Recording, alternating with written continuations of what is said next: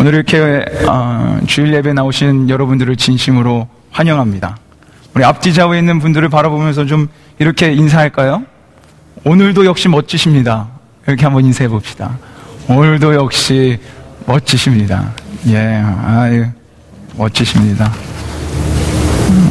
우리 사랑교회 성도님들, 우리 지체들이 아마 제일 멋진 것 같습니다. 예, 얼굴에서 빛이 나고. 지난 한 주 동안 너무도 감사했습니다. 한 주 동안 특세를 쭉 진행하면서 낙스빌 땅이 아주 뜨겁게 부흥했습니다. 우리 젊은 청년들이 매일매일 10명씩 더되게 막 나와서 함께 아침을 깨우며 울부짖으며 얼마나 하나님께 나가고 예배했는지 아주 귀한 시간들이 됐습니다. 그 뜨거운 성령의 역사가 앞으로도 계속적으로 지속되길 소망합니다. 그래서 우리 이 성령의 바람을 이끌어가지고 이 낙스빌 땅을 한번 성령 충만하게만 만들어 보자고요. 그 통로가, 그 시발점이 바로 우리 사랑교회가 되길 소망합니다. 예. 오늘부터요, 새로운 강해가 시작됩니다. 어떻게 보면 사랑교회 세 번째 강해입니다. 첫 번째 강해가 뭐였죠? 디모데후서였습니다. 두 번째 강해가 우리 특세 내내 진행되었던 요나서 강해였습니다. 그리고 오늘부터 바로 에베소서 강해가 시작됩니다. 에베소서는요, 종교개혁자 칼빈이 가장 좋아했던 서신서입니다. 그래서 이 총 6장을 존 칼빈이 몇 번이나 설교했는지 아십니까? 6장을 총 48번을 설교했습니다. 1장부터 6장까지 설교를 48번이나 따닥 쪼개면서 하나님의 말씀을 하나하나 심도 있게 성도들에게 선포했던 그런 강의 말씀, 가장 좋아했던 말씀이 이 에베소서입니다. 그리고 윌리엄 버클리에는요, 이렇게 에베소서에 대해서 얘기했습니다. 사람이 쓴 가장 신적인 글, 사람이 쓸 수 있는 가장 신적인 글이 에베소서다라고 얘기했습니다. 세무엘이라는 그 학자는요, 서신서의 여왕이다 라고도 고백했고요.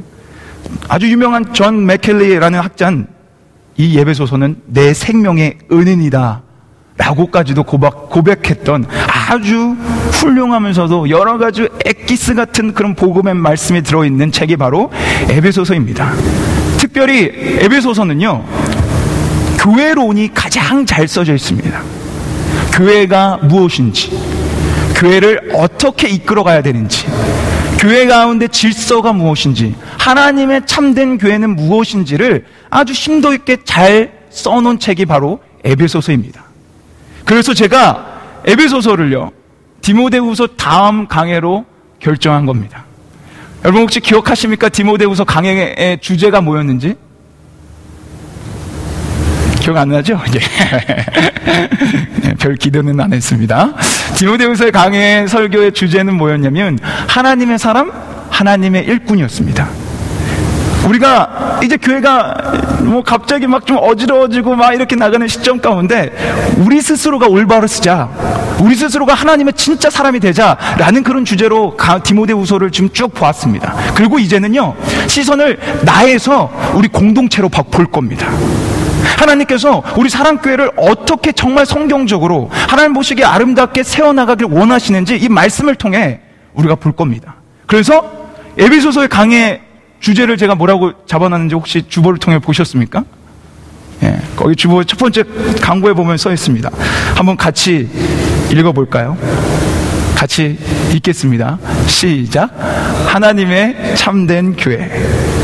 하나님의 참된 교회.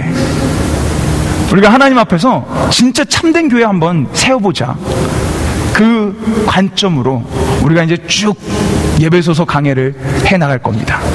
이 강해를 통해서 정말로 하나님께서 원하시는 그 교회의 모습이 무엇인지, 또 우리가 회복되어야 되는 우리 안에 있는 그 교회의 모습이 무엇인지를 한번 보시며 우리가 되돌아보며 그 말씀이 회복되어지고 말씀의 귀한 여정이 되는 시간이 되기를 소망합니다. 예, 이제 우리 그런 기대하심으로 함께 말씀의 여정을 떠나면 됩니다. 자, 한번 봅시다. 에베소서의 저자가 누구입니까? 예, 바울. 에베소서의 저자는 바울입니다. 자, 1절에 우리가 아까 보셨죠? 하나님의 뜻으로 말미암아 그리스도 예수의 사도된 바울. 바로 저자가 바울입니다. 디모데후서의 저자는 누구였죠? 바울. 예. 디모데후서의 저자도 역시 바울이었습니다. 근데 여기서 잠깐 제가 디모데후서 강의를 기억하시는지 문제 한번 내보겠습니다. 바울이 디모데후서를 어디서 기록했습니까? 제가 여러 번 말씀드렸는데 어디서 기록했죠? 어디죠? 감옥. 권사님 감사합니다. 감옥에서 디모데후서를 기록했습니다. 자, 문제는 에베소서는 어디서 기록했냐라는 것입니다. 에베소서 3장 1절을 한번 보여주시겠습니까? 그 다음 에베소 3장 1절 우리 한번 같이 읽어보도록 하겠습니다. 같이 읽겠습니다. 시작. 이러함으로 그리스도 예수의 일로 너희 이방을 위하여 갇힌 자 된 나 바울이 또 갇혔습니다. 바울이요 또 감옥에 있었습니다. 근데 디모데후서를 쓰던 시기와 지금 이 에베소서를 쓰는 시기는 좀 다릅니다. 에베소서를 쓸 때 갇혔던 감옥이 먼저입니다. 이게 1차 강금입니다. 1차 강금 때 지금 똑같이 옥중서신, 감옥에서 지금 이 서신을 쓰고 있는 거예요. 이 시기는 다르지만 똑같이 감옥에 갇혀서 바울은 이 서신을 쓰고 있습니다. 근데 누구한테 쓰죠? 우리 1절 아까 다시 한번 보여주시겠습니까? 1절 한번 같이 읽어보겠습니다. 같이 읽겠습니다. 시작. 하나님의 뜻으로 말미암아 그리스도 예수의 사도된 바울은 에베소에 있는 성도들과 그리스도 예수 안에 신실한 자들에게 편지하노니. 자, 수신자가 누굽니까? 성도들. 어디 있는 성도들? 에베소에 있는 성도들. 수신자가 바로 에베소에 있는 교인들입니다. 제가 지난번 디모데후서를 강의할 때도 배경을 굉장히 많이 제가 설명해 드렸어요. 배경이 중요합니다. 왜냐하면 이 성경은요 2000년 전에 쓰여진 성경입니다. 그래서 우리 안에는 2000년이라는 갭이 있어요. 벽이 있습니다. 그래서 배경과 여러 가지 문화들을 알아야 이 벽을 뚫고 하나님의 진짜 말씀이 무엇인지를 캐낼 수가 있습니다. 그러니까 이 배경이 굉장히 중요합니다. 그런 의미에서 제가 한 가지 질문해 보겠습니다. 에베소서를 왜 썼을까요? 감옥에 갇혀서 바울이. 다들 꿀을 드실 것 같습니다. 에베소서를 쓴 이유는요, 이때 당시만 해도 이제 교회가 막 세워져 가는 초대교회 시대였습니다. 그래서 교회 안에 정확한 신학적 개념, 이들이 어떻게 교회 안에서 질서를 세우고 세워나가야 되는지에 대한 개념이 부족했습니다. 물론 사도행전을 통해 보시면 아시겠지만 바울이 에베소에 가가지고 2년이란 시간 동안 말씀을 가리키는 그런 시점이 있습니다. 그럼에도 불구하고 지금 에베소는요 아직 신학적 갈등에 있었습니다. 그리고 성도 안에 분열이 있었어요. 이방인과 헬라인과 또 그 유대인과 어떻게 접목되어야 되는지 모르고 있었고 분열과 갈등이 존재했었습니다. 뿐만 아니라 이단이 있던 시대라. 그래서 이단이 들어와 서로 이 문제들을, 이 하나님의 말씀을 무너뜨리는 그런 시기, 그런 시대 때문에 바울에게 여러 가지를 문의했고요. 바울이 그거에 대해서 교회는 이렇게 세워져야 된다, 이런 신학적 관점으로 이 교회가 세워져야 된다라는 것들을 기록한 책이 바로 에베소서입니다. 이제 우리는 누가, 왜, 어디서, 누구에게, 무엇 때문에 썼는지 그 얘기를 이제 대충 알았습니다. 이제 그러면 하나하나 그 이유를 밝혀가면서 우리 교회 안에 그 이유를 세워나가면 됩니다. 자, 감옥에 갇혀있던 바울이요, 에베소 교인을 사랑하면서 처음으로 그 감옥에서 갇혀있는 고백이 무엇인지를 오늘 3절을 통해서 보아야 됩니다. 우리 한번 3절 처음 첫 구절만 한번 같이 보도록 하겠습니다. 3절 첫 구절에 뭐라고 써있죠? 같이 읽어볼까요? 시작. 찬송하리로다. 다시 한번 읽어보겠습니다. 찬송하리로다. 감옥에 갇혀 있습니다. 사도 바울은 지금 감옥에 갇혀서 지금 이 에베소서를 쓰고 있어요. 감옥에 갇혀서 저 멀리 떨어져 있는 에베소의 교인들에게 교회는 어떻게 세워야 된다라고 얘기하면서 첫 구절 처음 하는 얘기가 찬송하리로다 합니다. 찬송할 수 없는 상황 가운데, 감옥에 갇혀 있는 상황 가운데 한다는 소리가 찬송한다는 것입니다. 자, 왜 찬송을 하는지 우리 한번 3절 말씀을 같이 한번 읽어보도록 하겠습니다. 같이 읽겠습니다. 시작. 찬송하리로다 하나님 곧 우리 주 예수 그리스도의 아버지께서 그리스도 안에서 하늘에 속한 모든 신령한 복으로 우리에게 복 주시되. 보셨습니까? 왜 찬송한다고 바울이 얘기했는지 보셨어요? 후반절에 뭐라고 나옵니까? 그리스도 안에서 하늘에 속한 모든 무슨 복이요? 신령한 복으로 우리에게 복 주시되. 무엇을 주셨다고요? 하늘에 속한 신령한 복. 사도 바울은요, 지금 이 복 때문에 찬송하고 있습니다. 하나님께서 주신 이 복 때문에 내가 감옥에 있지만 찬송한다 라고 하면서 첫 문장을 시작하고 있는 것입니다. 3절 말씀은 주시되 라고 한글은 번역했지만 영어로만 봐도 저게 마침표가 찍혀 있습니다. 주셨습니다 라고 써 있는 것입니다.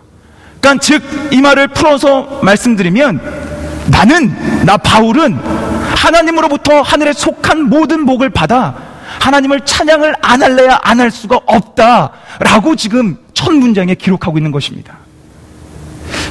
그런데 여러분, 우리가 이제 이 복이 어떤 것인지 4절부터 이제 쭉 얘기하거든요. 신령한 복이 어떤 것인지. 근데 그 복을 보기 전에 우리가 오늘 이 3절 말씀을 통해서 우리 안에 새롭게 개념을 세워야 되는 것이 있습니다. 우리는 복하면 어떤 개념을 가지고 계십니까? 복, 축복. 제일 먼저 떠오르는 게 무엇이죠? 단번에 떠오르는 게요, 물질적인, 눈에 보이는 가시적인 축복입니다. 이거는 모든 사람이 동일합니다. 앞에 서 있는 저도 동일해요. 복, 축복, 그러면 물질적인 축복이 먼저 생각이 됩니다. 우리 인간은 이 세상을 살아가는 우리에게 어쩔 수 없는 개념입니다. 돈 잘 버는 것, 성공하는 것, 부자 되는 것, 좋은 직장 들어가는 것, 건강하는 것, 이런 것들이 복의 개념이다라고 우리 그 개념을 갖고 있죠. 그런데 오늘 말씀, 우리가 이 말씀을 통해 잘 생각해 봐야 되는 것은 여기서 말하고 있는 복은요, 우리가 가지고 있는 개념의 복하고는 좀 다르다라는 것입니다. 여러분 한번 생각해 보십시오. 우리가 추구하고 가지고 있는 개념의 복은요, 한계적이에요. 한계가 있습니다. 이 한계적이라는 뜻은요, 영원할 수 없다라는 거예요. 우리가 가지고 있는 그 개념의 복을 한번 생각해 보십시오. 우리가 돈을 잘 벌었습니다. 부자가 됐어요. 근데 어느 순간 잘못해서 그 돈을 잃어버립니다. 그럼 우리 안에 언제 그 만족과 행복감이 있었냐는 듯 우리 안에 좌절과 슬픔과 화남이 찾아옵니다. 우리가 가지고 있는 이 복에 대한 개념은요, 한계가 있어요. 만족할 수가 없습니다. 여러분, 새 집에 한번 가보십시오. 새 집에 가가지고 처음에 한 달은 좋습니다. 와, 근데 새 집이다. 근데 그게 계속 가던가요? 그런 얘기가 있습니다. 이쁜 여자랑 살면, 이쁜 여자랑 결혼하면 몇 년 행복하다고 하는지 아십니까? 3년 행복하답니다. 이뻐서 결혼해봐야 기껏 가는 그 기쁨이 3년밖에 못 간다라는 얘기입니다. 저는 얼마나 갈지 제가 한번 테스트 해보고 그 다음에 말씀드리겠습니다. 우리가 가지고 있는 개념 분명히 한계적이에요. 근데 성경에서 이런 대목을 아주 잘 표현한 대목이 하나 있는데, 그 대목이 바로 우리가 지난 요나서를 통해서 본 대목입니다. 토요일날 말씀 기억하십니까? 4장 6절에서 11절 말씀. 요나가 딱 앉아있어가지고 햇빛이 찌니까 하나님이 뭘 만들어줬죠? 박넝쿨을 쫙 만들어줬어요. 그랬더니 그 4장 6절에 뭐라고 얘기하냐면 요나가 심히 기뻐했더라. 박넝쿨로 인해서 자신이 원하는 박넝쿨을 주자 아주 심히 기뻐했어요. 그리고 그 다음 7절에 벌레를 줘서 다 먹게 합니다. 그리고 나서 하나님이 뜨거운 햇빛과 뜨거운 동풍을 이렇게 불러일으켜요. 그러자마자 바로 요나가 하나님께 화를 냅니다. 자신이 좋았던, 기뻤던, 만족했던 그 기쁨을 빼앗아 가자마자 바로 자신 안에 화가 들어오고 하나님께 대들며 그 화를 내는 모습을 우리는 보았습니다. 우리가 가지고 있는 복이 무엇인지 정확하게 보여주는 성경적인 대목입니다. 우리는 우리가 좋은 거 받았을 때 기쁩니다. 근데 그게 오래가지 못해요. 그리고 그거 없어지면 언제 그랬냐는 듯 우리 안에 화가 치밀입니다. 좌절이 치밀어요. 이것이 우리가 바로 가지고 있는 복의 개념, 한계성입니다. 그런데요, 오늘 본문을 한번 잘 보십시오. 만약 바울이 가지고 있던, 그리고 바울이 지금 여기서 얘기하고 있는 복의 개념이 우리가 가지고 있는 복의 개념이라면 바울은 찬양하리로다 라고 고백할 수가 없습니다. 바울이 지금 어디 있다고요? 감옥에 있습니다. 바울은 지금 이 에베소서 3절 첫 문장을 쓸 때 최고의 자리에서, 어떤 최고의 그 호텔에서 편안한 삶을 살고 있으면서 찬양하리로다 라고 고백한 거 아닙니다. 바울은 감옥에 갇혀서 하나님이 주신 복, 우리의 개념하고는 전혀 상관할 수 없는, 우리의 개념으로는 이해할 수도 없는 그 한계를 뛰어넘는 그 복을 가진 채 감옥에서 찬양하리로다 라고 지금 고백하고 있는 거예요. 근데 이걸 가장 첫 구절로 쓴 이유가 있습니다. 아까 얘기해 드렸죠? 왜 에베소서를 썼는지. 교회 안에 여러 가지 문제가 있어서 썼다고 했습니다. 에베소서가 아직 갓난아기 같은 믿음이었어요. 서로 연합하지도 못했습니다.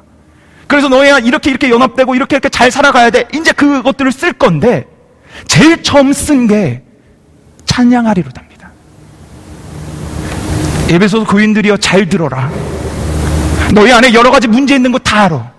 너희 안에 연합되지 못하는 거 다 알고 너희 안에 고난과 여러 가지 모든 역경들이 있는 거 알아. 하지만 그 모든 문제가 풀기 이전에 우리가 해야 되는 것, 그것은 하나님을 찬양하는 거야. 너의 문제 속에서, 너의 고난 속에서, 너의 역경 속에서 하나님이 주신 신령한 복을 헤아리며 하나님을 찬양하는 거다. 이 문제가 우리 안에 우선적으로 해결되지 않으면 어떤 수많은 문제 해결할 수 없다 라고 지금 얘기하며 찬양하리로다 라고 첫 구절을 에베소서 교인들에게 선포하고 있는 것입니다. 찬양하리로다. 아마 바울이 찬양한 찬양이요, 저는 우리가 즐겨 찬양하는 찬송가 495장 내 영혼이 은총 입어라는 찬양인 것 같습니다. 내 영혼이 은총 입어 중한 재짐 벗고 보니 그 어디나 하늘나라. 3절 가사가 어떻게 되죠? 초막이나 궁궐이나 내 주 예수 모신 곳이 그 어디나 하늘나라. 사도 바울의 고백입니다. 궁궐에서 고백하지 않았고요, 초막에서도 고백하지 않았고, 사도 바울은 감옥에서 하나님을 찬양한다고 고백했습니다. 근데 여러분 한번 잘 생각해 보십시오. 그렇다면 여러분이 가지고 있는, 여러분과 제가 가지고 있는 복의 개념이 큽니까? 아니면 지금 사도 바울이 얘기하고 있는 복의 개념이 큽니까? 우리가 가지고 있는 한계성을 가진 복의 개념이 커요? 아니면 지금 사도 바울이 얘기하고 있는 그 복의 개념이 큽니까? 당연히 사도 바울이 가지고 있는 복의 개념이 큽니다. 왜요? 그곳에는 한계성이 없기 때문에. 그곳은 우리가 갖고 있는 감사의 제목을 잃어버려도, 우리가 갖고 있는 어떤 축복, 우리가 생각하는 물질적인 축복, 건강의 축복을 잃어버려도, 우리가 초막에 있어도 감사할 수 있는 능력이 숨어져 있기 때문에 그렇습니다. 저는 오늘 이 축복, 이 복의 개념이 우리 안에 우선적으로 사로잡히길 소망합니다. 여러분 근데 착각 안 하셨으면 좋겠습니다. 저는요, 결코 우리가 생각하고 있는 그 축복의 개념이 나쁘다라고 얘기하는 거 아니에요. 여러분 착각하지 마십시오. 우리가 살아가는데 당연히 돈 필요합니다. 아니 당연히 돈이 필요하지. 돈이 안 필요합니까? 먹고 살래도 돈이 필요하고, 우리 하나님 사역할래도 건강 필요합니다. 당연히 건강해야지 하나님 사역도 열심히 할 수 있는 거 아닙니까? 우리의 물질적인, 우리의 그 가시적인 축복이 나쁘다라는 게 아니고요, 우리 가운데 하나 좀 우선적으로 세우자라는 거예요. 뭐가 더 큰지, 우리가 가지고 있는 한계적인 그 복이 큰지, 하나님이 주신 그 축복이 더 큰지 한번 새롭게 개념을 세워보자라는 겁니다. 그리고 뭐가 우선적으로 내세워야 되는 건지, 뭐가 더 우선적으로 우리가 갈급한 심령으로 하나님께 간구해야 되는지, 그 우선적인 것을 한번 우리 안에 세워보자라는 얘기입니다. 근데 여러분, 이 복이요, 사도 바울만 받은 거 아닙니다. 에베소서에 있는 교인들만 받은 거 아니에요. 이 복은요, 우리도 받았습니다. 이 복은요, 우리도 누릴 수 있는 크나큰 축복입니다. 오늘 본문이 이 하늘의 복을 어떻게 받을 수 있는지 그 명확한 통로를 하나 우리에게 소개해줘요. 궁금하지 않습니까? 이 한계성을 뛰어넘는 이 놀라운 축복 어떻게 받는지 그 명확한 방법을 하나 여기다 써놨어요. 우리 한번 3절을 한번 보십시오. 자, 하늘에 속한 모든 신령한 복을 주시는데 어디 안에서 주십니까? 한번 합해 보세요. 어디 안에서 주세요? 그리스도. 이 복을 주시는데 어디 안에서 주시냐면요, 하나님께서 그리스도를 통해서, 그리스도 안에서 이 신령한 복을 우리에게 주십니다. 하나님 복 주심은요, 그리스도 안에서만 됩니다. 그리스도 예수가 하나님의 복의 범위예요. 통로입니다. 그리스도가 복의 울타리입니다. 그리스도 밖에는 이런 신령한 복을 받을 수 있는 어떤 통로 방법도 없습니다. 그렇다면 이 말을 바꿔보면요, 그리스도 안에 있는 사람은 이미 복을 다 받은 사람이라는 거예요. 그리스도 안에 있는 하나님을 우리의 구주로, 예수 그리스도를 우리의 구주로 주님으로 고백한 그리스도 안에 있는 사람들에게는 이미 이 복이 다 나눠졌다라는 겁니다. 여러분, 예수 그리스도 믿으십니까? 예수님을 여러분의 구주로 직접 고백하시며 영접하시며 그렇게 살아가고 계십니까? 여러분, 그렇다면 이미 이 신령한 복 다 받았습니다. 다 받았어요. 근데 문제가 하나 있습니다. 그 문제가 뭔지 아십니까? 우리가 이 복을 가졌음에도 불구하고요, 그 복을 가졌는지 모른다는 거예요. 생각해 보십시오. 여기서 얘기하는 건요, 그리스도가 복이래요. 복 대신, 만복의 근원 대신 예수 그리스도 안에 오면 우리가 그 복을 누린다는데, 그래서 우리가 예수님 안에 왔는데 우리가 찾는 것은 복입니다. 복의 근원 대신 예수 그리스도 안에 우리가 왔는데 우리가 찾는 것은 축복이에요. 우리 개념 가운데는요, 그리스도와 복을 따로 생각합니다. 그리스도와 축복이 따로 된 건지 알고 있습니다. 근데 오늘 말씀을 통해서 우리의 개념이 분명히 세워지기를 원합니다. 그리스도가 복입니다. 예수 그리스도가 축복이에요. 예수 그리스도가 복의 근원이며 통로이며 그분 밖에는 이 복을 받을 수 있는 길이 없습니다. 그러니 예수 안에 계신 여러분은 이 복을 이미 소유한 자들입니다. 이것을 회복하십시오. 여러분, 이미 복을 충만하게 받은 하나님의 복된 자녀라는 것을 믿음으로 고백하십시오. 여러분 이미 취하셨어요. 자꾸 다른 복을 찾으려고 애걸복걸 하지 마십시오. 여러분, 아까 불렀던 495장 찬양 한 번 더 생각해 보십시오. 3절 이렇게 됩니다. 높은 산이 거친 들이 초막이나 궁궐이나, 그 다음 가사 뭡니까? 여러분 한번 같이 한번 불러보시겠어요? 내 주 예수 모신 곳이, 시작. 내 주 예수 모신 곳이 그 어디나 그 어디나, 하늘 후렴도 같이 하겠습니다. 할렐루야 찬양하세, 내 모든 죄 사함 받고 주 예수와 동행하니, 주 예수와 동행하니 그 어디나 하늘나라. 이 찬양의 가사를 쓴 사람은요, 고백했어요. 예수 모신 곳, 예수 안에 있는 곳, 그곳이 하늘나라라고. 이 복 결코 이 찬양 가사를 쓴 사람만의 복이 아닙니다. 이 복 결코 바울만 깨닫고 알고 있는 복 아닙니다. 이 복 결코 에베소 교회에만 선포된 복이 아닙니다.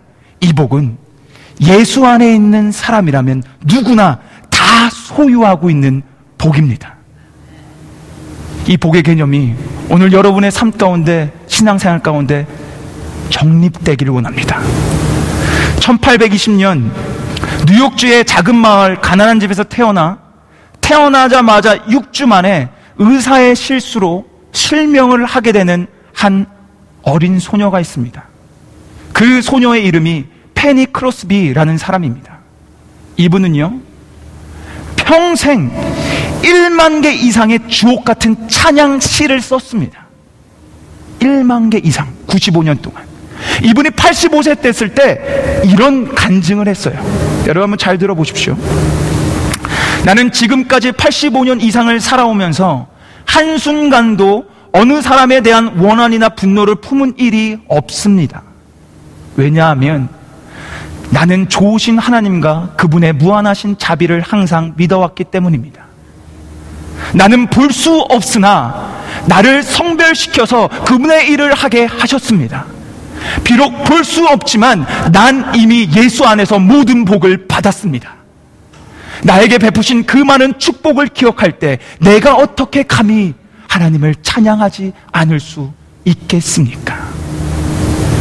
그러고 나서 이분이 이런 고백을 하고 나서 이분이 쓴 찬양 가사가 뭔지 아십니까? 그 찬양 가사 읽어드리겠습니다. 남의 실수로 눈을 잃어버리고 95년을 살았어요. 그러고 나서 이런 고백을 합니다. 예수로 나의 구주 삼고 성령과 피로 거듭나니 이 세상에서 내 영혼이 하늘의 영광 누리도다. 이것이 나의 간증이요 이것이 나의 찬송일세. 나 사는 동안 끊임없이 구주를 찬송하리로다. 여러분과 제가 너무도 잘 알고 있는 204장 예수로 나의 구주 삼고 라는 찬송의 가사입니다.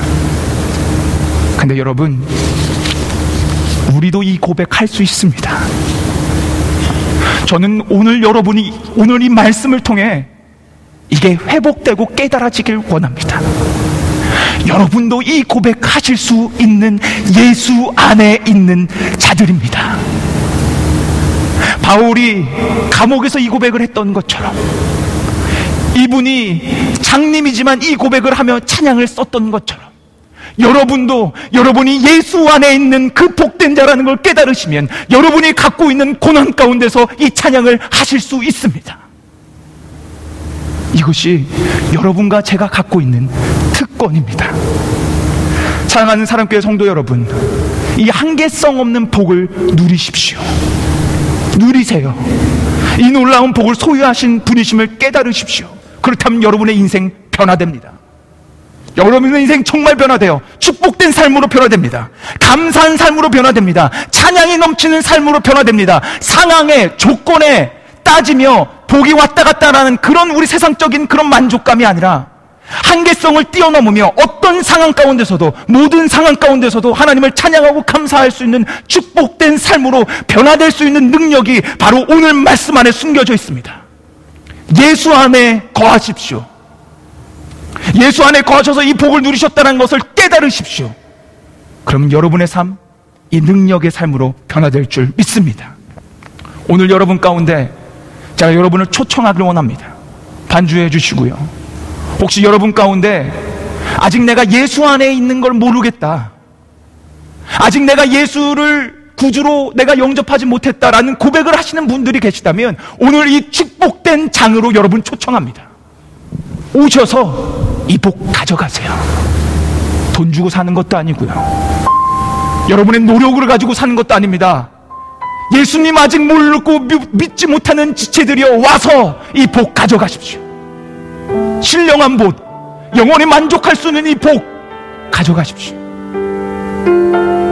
오늘 이 말씀을 생각하며 우리가 다시 한번 좀 기도하며 찬양하며 좀 나가길 소망합니다. 그리고 여러분, 우리 사랑교회 가운데 이 말씀을 분명히 기억하셔야 됩니다. 제가 제 집사람하고 항상 차를 타고 가면서 무슨 얘기를 하는지 아십니까? 내 평생에 아마 사랑교회 같은 교회 못 만날 것 같다. 제가 제 집사람하고 하는 고백입니다. 사랑교회 정말 축복된 교회임을 저는 믿습니다. 근데 우리에게 어려움도 있었고요, 아무리 축복된 교회지만 우리 안에 갈등이 없겠습니까? 우리 안에 분열이 없겠습니까? 앞으로 우리 안에 역경이 없겠습니까? 아직 오지 않았지만 우리는 이길 수 있습니다. 우리 교회가 예수 안에 있는 한, 우리 교회가 그리스도 예수 안에 있는 한 우리는 어떤 역경도 함께 헤쳐나갈 수 있습니다. 사랑교회, 복된 하나님의 참된 교회로 세워나가는 첫걸음, 예수 안에 복된 그 복을 누리는 길입니다. 우리 이 시간 한번 우리 이 찬양하면서 하나님 말씀을 기억하며 진실되게 여러분의 고백으로 나오길 소망합니다. 내가 정말로 예수님 모신 그곳을 하늘나라로 고백하며 만족하며 나가길 소망합니다. 하나님 그 복을 나한테 깨닫게 해주십시오 라고 고백하며 나아가겠습니다.